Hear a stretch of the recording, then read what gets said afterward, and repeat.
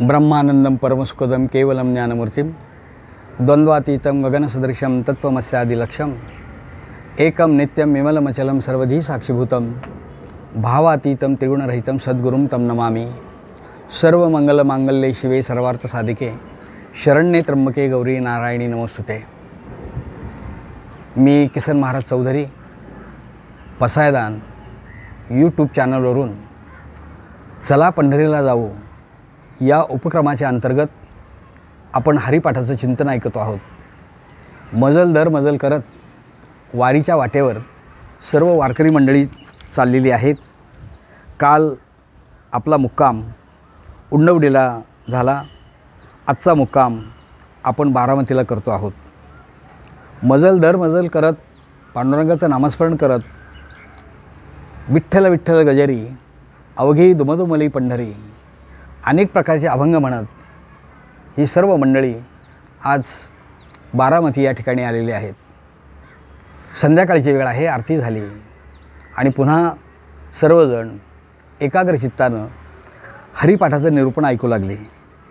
योग याग विधी येणे नोहे सिद्धी, योग याग विधी येणे नोहे सिद्धी, वायाची उपाधी दंभ धर्म, भावे विण देव न कळे निसंदेह, गुरु विण अनुभव कैसा कळे, तपे विण दैवत दिधल्या विण प्राप्त, गुजे विण हित कोण सांगे, ज्ञानदेव सांगे दृष्टांताची मात, साधूचे संगती तरणोपाय, हरिमुखे म्हणा हरिमुखे म्हणा, पुण्याची गणना कोण करी, पुण्याची गणना कोण करी। ज्ञानेश्वर माऊलींचा 27 अभंगांचा हा छोटेखानी ग्रंथ आणि या ग्रंथामधून त्यांनी नामाचं महत्त्व सांगितलं। मी मागे आपल्याला सांगितलं की निवृत्तीनाथांकडून त्यांना नाम मिळालं। या नामावर त्यांनी खूप अभ्यास केला आणि शेवटी त्यांना भगवंताचं दर्शन झालं। आपल्याला जो अनुभव आला तो अनुभव आपल्याजवळ न ठेवता तो इतरांनाही सांगावा। लोपले ज्ञान जगी हित नेणती कोणी, अशा वृत्तीनं जे लोपलेलं ज्ञान आहे ते लोकांच्या हितासाठी आपण द्यायचं किंवा ते प्रगट करायचं। प्रगट गुह्य बोले विश्वब्रह्मची केले राम जनार्दनी। आरतीमध्ये आपण म्हणतो हे जे ज्ञान आहे हे हरिपाठाच्या अभंगामधून त्यांनी लोकांच्यापर्यंत पोचवलं। खरं तर संतांनी देव पाहिला आणि म्हणून ते देवाचं वर्णन ते करतात।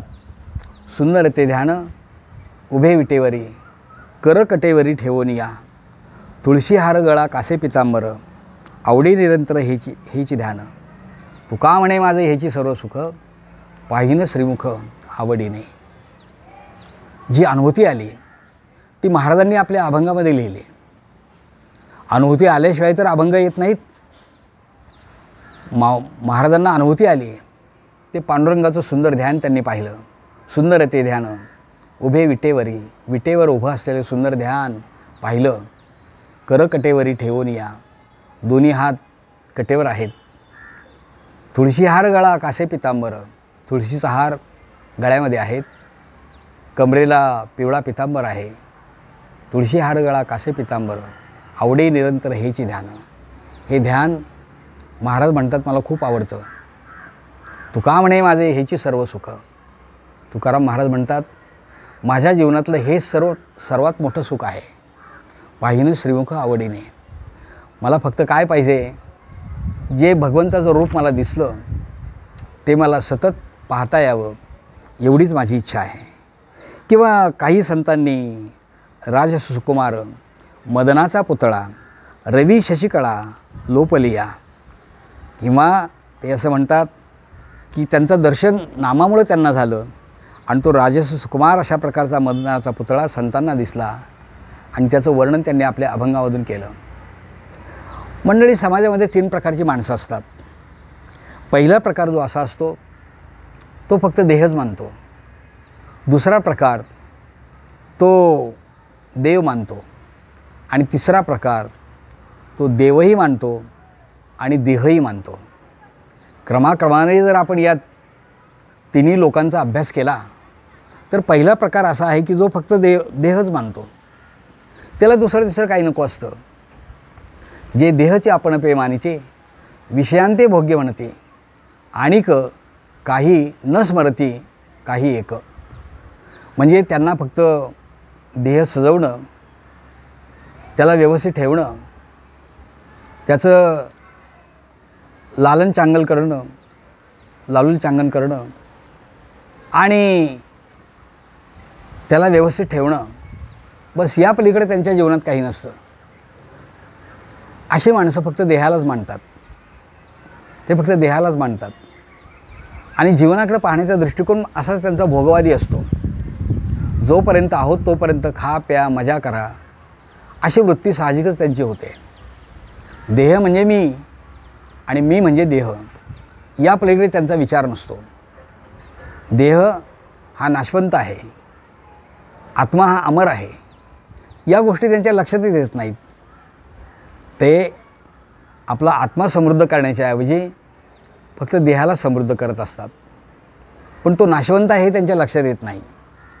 हा पहिला प्रकार. दुसरा प्रकार फक्त देवच मानतो. देह जावो अथवा राहो पांडुरंगी दृढ भावो. सगळ्या संतांनी देहाला दुय्यम स्थान दिलं आहे, पण देवाला बाकी प्रथम स्थान दिलं आहे. सर्व संत देवाला मानतात. असा मानणारा वर्ग फार थोडा आहे आणि तो खऱ्या अर्थाने ज्ञानी आहे. पहिला वर्ग अज्ञानी आहे, पण दुसरा वर्ग ज्ञानी आहे. पण तिसराही एक वर्ग आपल्याला असा दिसतो का जो देवही मानतो आणि देहही मानतो. म्हणजे देवावरही श्रद्धा ठेवतात आणि आपल्या देहाकडे पण लक्ष देतात. म्हणूनच तर आपण वारीच्या वाटेवर मुक्कामाच्या ठिकाणी आलो की लगेच संध्याकाळी थोडा निवांत वेळ मिळाला की घरी लगेच मोबाईल करतो. आमची वारी व्यवस्थित चाललेली आहे, जेवण वगैरे सगळं व्यवस्थित मिळतं आहे, नामस्मरण सगळं चांगलेलं आहे, आमची काही काळजी करू नका. देवही मानतो आणि देहही मानतो. असा हा तिसरा वर्ग आहे. या ठिकाणी ते म्हणतात योग याग विधी येणे नोहे सिद्धी. आपल्या जीवनाचं अंतिम ध्येय हे भगवंत प्राप्ती असलं पाहिजे. मागच्या चरणामध्ये त्यांनी सांगितलं की तुटेल धरणे प्रपंचाचे. आपण जन्माला कशासाठी आलो आहोत? त्या जन्ममरणाच्या रहाडगडग्यातून आपली सुटका आपल्याला करून घ्यायची आहे आणि म्हणून आपण इथे जन्माला आलो आहे. हे जे प्रपंचाचं धरणं आहे हे आपल्याला तोडून टाकायचं आहे आणि वैकुंठ लोकापर्यंत भगवंतापर्यंत आपल्याला जायचं आहे. म्हणजेच आपल्याला सायुज्य मुक्ती मिळवायची आहे. परंतु अज्ञानामुळं बाकी या गोष्टी आपल्या लक्षात येत नाहीत. मग देव प्राप्तीसाठी आपण अनेक मार्गाचा अवलंब करतो. त्यामध्ये योग आहे, याग आहेत, विधी आहेत. पण याने काही भगवंत प्राप्त होणार आहे का? योग याग विधी. योग म्हणजे अष्टांग योग. त्यामध्ये यम आहे, नियम आहे, ध्यान, धारणा आणि शेवटी अंतिम समाधी. पण हे सगळं करत असताना शरीराला खूप त्रास द्यावा लागतो, पीडा द्यावी लागते आणि त्याच्यातून आपल्याला पूर्णपणे आनंद मिळेलच असं सांगता येत नाही. योगाच्या माध्यमातून आपण भगवंत प्राप्तीचा मार्ग शोधण्याचा प्रयत्न केला तर कदाचित आपण योगभ्रष्ट होण्याची सुद्धा शक्यता असते. आणि तो किती अवघड मार्ग आहे, किती अवघड मार्ग आहे. विश्वामित्रांनी अनेक वर्ष तपश्चर्या केली, परंतु काम, क्रोध, लोभ, मोह, माया, मत्सर यामध्ये आडवे येतात. विश्वामित्राची तपश्चर्या केवळ त्या उर्वशीच्या पदन्यासामुळे भंगित झाली. की आपण पुराणात ते दाखले पाहतो. योगभ्रष्ट व्हावं लागतं. याग अनेक प्रकारचे याग करतात, यज्ञ करतात. भगवंत प्राप्तीचं तेही एक साधन आहे असं म्हणतात. मग सार्वभौमत्व सिद्ध करण्यासाठी सार्वभौम यज्ञ केला जातो. पुत्रप्राप्ती होण्यासाठी पुत्रकामेष्टी यज्ञ केला जातो. आपण यशस्वी राजे आहोत हे दाखवण्यासाठी अश्वमेध यज्ञ केला जातो. पण त्यातून काही भगवंत प्राप्त होणार आहे का? योग, याग, विधी, अनेक प्रकारचे विधी आपण करतो. उपास, तापास, व्रत, वैकल्य सगळं चालू असतं. पण यातून आपल्याला भगवंत प्राप्त होणार आहे का? याने काही प्राप्त होत नाही. योग, याग, विधी येणे नोहे सिद्धी. आपलं साध्य यातून प्राप्त होणार नाही. वायाची उपाधी दंभधर्म. उलट याच्यातून आपल्या मनामध्ये एक प्रकारचा दंभ निर्माण होतो, एक प्रकारचा अहंकार निर्माण होतो. योगाच्या माध्यमातून जर आपण अगदी उच्च पद गाठवलं तर त्याच्यातून आपल्या मनामध्ये अहंकार निर्माण होण्याची शक्यता असते. यज्ञाच्या माध्यमातून जर आपण उच्च पद मिळवलं तर त्यातूनही आपल्याला अहंकार निर्माण होण्याची शक्यता असते. म्हणून वायाची उपाधी दंभधर्म हे बाकीचे उपाधी आहेत नाही, उलट उपाधी लागते आपल्याला त्याच्यामागे आणि त्यातून एक प्रकारचा दंभ निर्माण होतो. भगवंत प्राप्ती तर होतच नाही. भावे विण देव न कळे निस्संदेह. पुन्हा माऊली असं म्हणतात, एक मात्र नक्की आहे की भाव असल्याशिवाय, श्रद्धा असल्याशिवाय आपल्याला तो भगवंत प्राप्त होत नाही. कोणतीही गोष्ट करताना आपण श्रद्धेने केली पाहिजे, त्याच्यामध्ये आपला भाव असला पाहिजे, त्याच्यात आपली भक्ती असली पाहिजे, तरच ती गोष्ट आपल्याला साध्य करता येते. भावे विण देव न कळे निस्संदेह. की माऊली अगदी निशंकपणे सांगतात की जर भगवंताला मिळवायचं असेल तर भाव पाहिजे, भक्ती पाहिजे आणि श्रद्धा पाहिजे.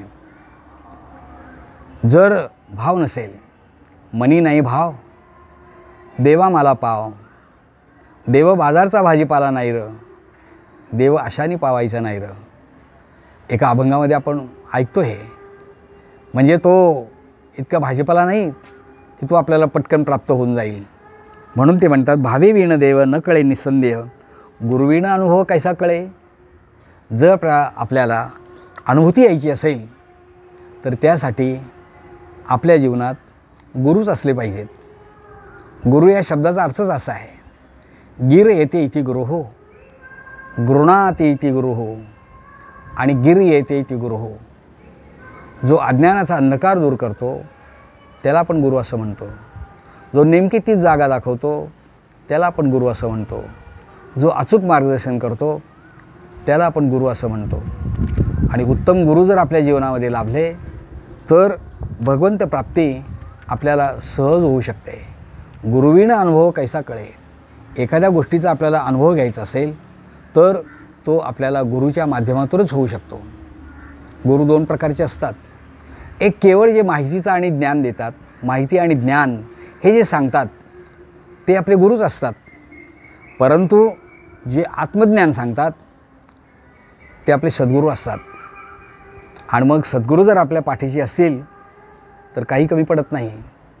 माऊली म्हणतात, श्रीगुरूसारखा असता पाठी राखा, इतरांची लेखा कोण करी. राजयाची कांता काय भीक मागे, मनाची अयोग्य सिद्धी पावे. कल्पतरू तळवटी जो कोणी वैसला, काय वानू सांगा त्याला जिजो. ज्ञाना म्हणे अवघा तरलो तरलो, अवघा उदरलो गुरुकृपे. जीवनामध्ये अनुभूती यायची असेल तर गुरुविण अनुभव कैसा कळे. तपे विण दैवत दिदिल्या विण प्राप्त.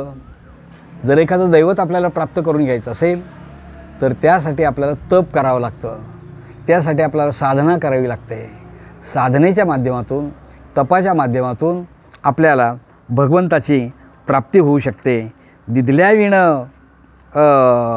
प्राप्त म्हणजे जर कोणी दिलं तरच आपल्याला ते प्राप्त होऊ शकतं, दिलं तरच प्राप्त होऊ शकतं. तसं गुरुशिवाय अनुभव आपल्याला येऊ शकत नाही, तपाशिवाय आपल्याला दैवत प्राप्त होऊ शकत नाही. गुजे विण ही तर कोण सांगे.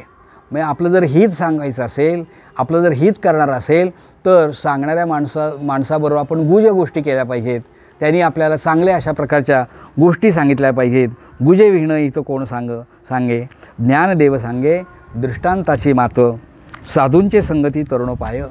आणि म्हणून ते म्हणतात की यासाठी आपल्याला साधूंची संगत धरली पाहिजे, आपण सज्जनांची संगत धरली पाहिजे. कारण सज्जन ज्या वेळेला आपल्या सानिध्यामध्ये येतात त्यावेळेला जीवनाचा अर्थ आपल्याला कळू शकतो. म्हणून तर माऊलींनी पसायनामध्ये मागतानासुद्धा शेवटचं मागणं मागितलं, ईश्वरनिष्ठांची मांदी आळी अनवरत भूमंडळी भेट तू होता.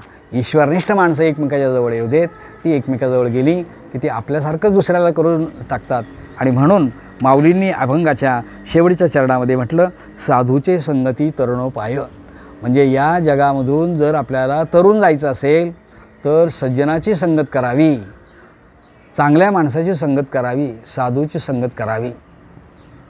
आणि म्हणून जीवनामध्ये आपल्याला चांगली माणसं भेटणं आणि त्यांची संगत आपल्या जीवनामध्ये असणं हे महत्त्वाचं आहे. असो, आपला हा सगळ्या संतांचा मेळावा एक प्रकारची ईश्वरनिष्ठांची मांदी आळी पंढरपूरच्या दिशेने आगेकूच करत आहे, नामस्मरण करत चाललेली आहे, अखंड नामस्मरण करत चाललेली आहे. उद्याचा जो मुक्काम आहे तो आपण पुढच्या जेव्हा मुक्कामाला जाणार आहोत तो सणसर या ठिकाणी मुक्काम करणार आहोत. तोपर्यंत आपण या ठिकाणी थांबूया. रामकृष्ण हरी, रामकृष्ण हरी.